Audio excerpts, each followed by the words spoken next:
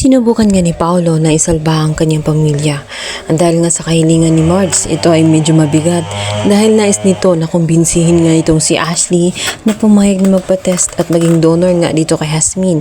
Kung hindi ay tuluyang mawawala sa kanya. Itong si Marge, maging ang kanyang anak na si Jasmine ay mawawala na nga ng pag-asa. Kaya naman kahit mahirap ay sinubukan nga ni Paolo. Hindi siya agad kinausap ni Ashley sapagkat napuno ng sama ng loob itong si Ashley. Ayaw din ni Ashley na marinig ang paliwanag nga nitong si Paolo pagdating sa kanya. Ang kanyang nararamdaman ay hindi maipaliwanag, lalong-lalo na at lutong-lito na siya. Maging ang kanyang inang si Thea ay nalulungkot siya sa kalagayan nito.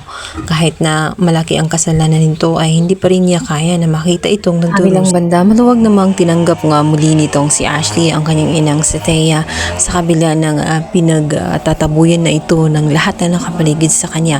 Subalit hindi pa rin makakaya ni Ashley na talikuran nga ang kanyang inang si Thea sa kabila ng marami itong kasalanan at nagsinungaling ito sa kanya ng mahabang panahon. Mahal pa rin niya ito. At ang ikakagulat nga nilang dalawa ay biglang darating itong si Edward. Matapos nga kasing makita niya ang viral video na ginawa nga nitong si Marge kung saan ipinahiya nga itong si Thea.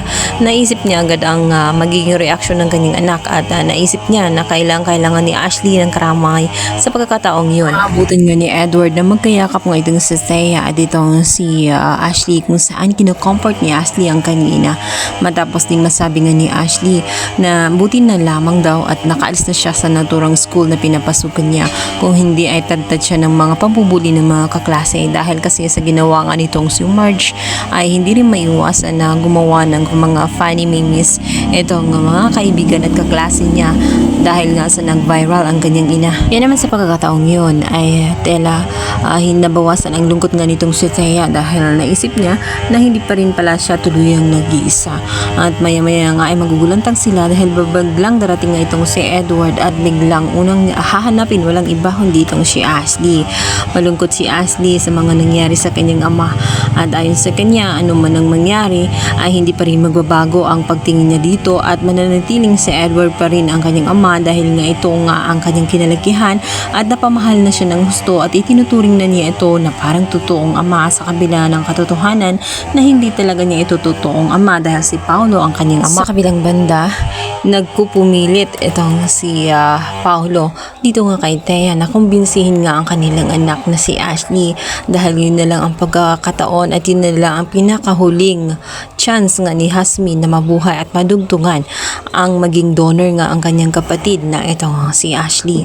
Subalit dahil nga sa napaka-risky ng procedure na iyon ay hindi papayag itong si Thea. Naman si Marge ay nagmamatigas pa rin hanggat hindi magagawa ng paraan nitong si Paolo ang tungkol sa kanyang anak na si Jasmine ay talagang hindi niya mapapatawad at mawawala ng tsansa itong si Paolo na mabuong muli at makabawi nga sa lahat ng kasalanan niya dito kay Marge.